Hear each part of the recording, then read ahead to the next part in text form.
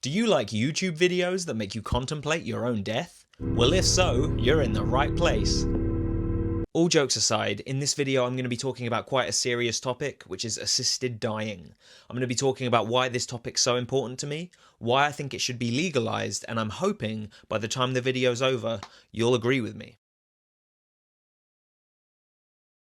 We all know that dying is inevitable, and that it's something that we're all going to have to face at some point in the future. But hypothetically, when the time comes, if I asked you what you would want your death to be like, what would you say? I think most people, myself included, would say something along the lines of, I'd like to die peacefully, in my sleep, without any pain or suffering.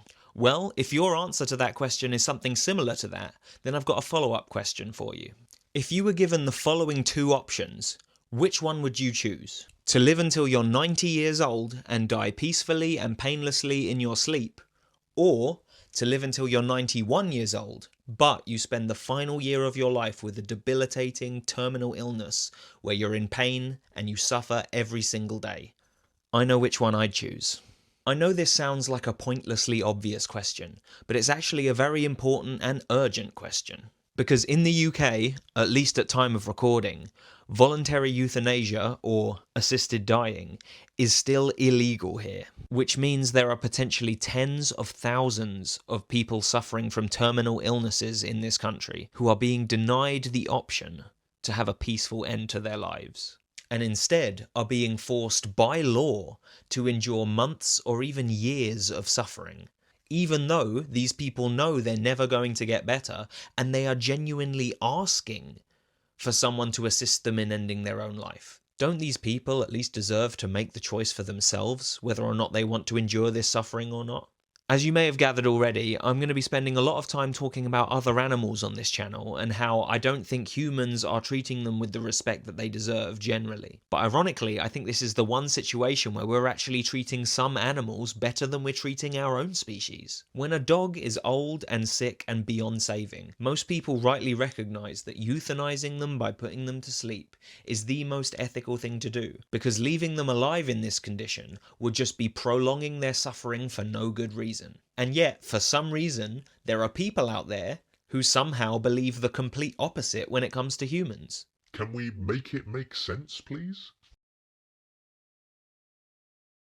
One of the most common arguments against assisted dying that I hear is that legalizing it will lead to some sort of slippery slope of unintended consequences, where people are having their lives ended against their will, or where people with treatable diseases are being euthanized instead of being given treatment that could help them improve. While these are all valid concerns that should be taken seriously, if we look to other countries that have already legalized assisted dying, like Switzerland or the Netherlands, you just don't see this kind of slippery slope happening, because they've set regulations and eligibility criteria to make sure that only the people that genuinely need it are getting this assistance. And I don't see any reason why our country couldn't do the same. And to me, it just doesn't really make much sense to worry about the unintended harm assisted dying might cause if we legalize it, when keeping it illegal and forcing potentially tens of thousands of terminally ill people to suffer every day is quite obviously causing more harm. There are a couple of more philosophical reasons why people disagree with assisted dying,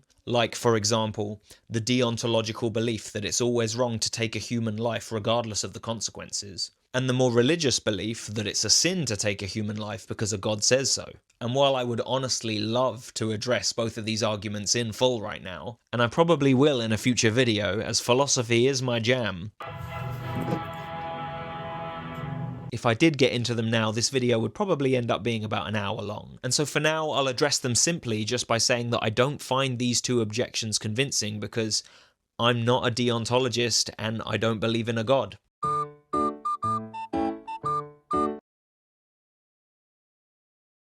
Before I come to the end of this video, I just want to say that I've been passionate about this topic for a long time, probably since I was a teenager, which was when I found out it was illegal. But it all became a lot more important to me personally a few years ago, while I was watching my own granddad deteriorate due to vascular dementia.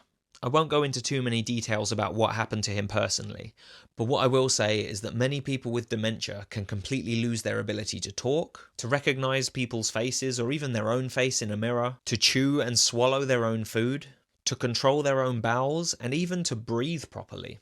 The sheer amount of confusion and struggle that results from this can drive some of these people into a frustrated and sometimes violent state of anger, where they can cause harm to themselves or the people around them, and even the people that care about them most. And remember, if they've lost the ability to talk due to this illness as well, they have no way of clearly communicating their emotional or physical suffering to anyone. Like all terminal illnesses, by definition, there is no cure for vascular dementia. There is no getting better. While I am honestly thankful that my granddad didn't end up experiencing all of these symptoms, I know he would have wanted to choose a peaceful, assisted death over what was to come. And if I ever end up developing a terminal illness one day, which, let's face it, is a possibility, then I sincerely hope that assisted dying is legal by the time that happens. I think the simple point I'm trying to make in this video is that if most people already agree that it would be better to die peacefully in their sleep than it would be to die slowly in agony, then why is it still a criminal offence to simply give dying people that option, to choose how they want their own life to end?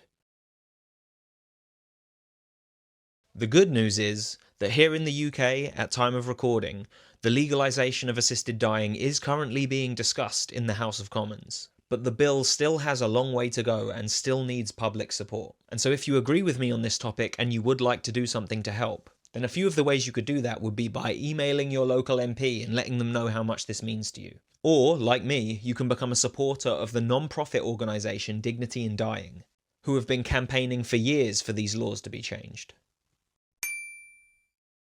I'll be putting links to their website and their social media in the description, just in case you want to get involved, help out, or donate in some way. And lastly, I'd like to say that even if you've disagreed with everything I've said in this video, I'm still more than happy to hear your thoughts on the topic, so just let me know what you think down in the comments and we can discuss.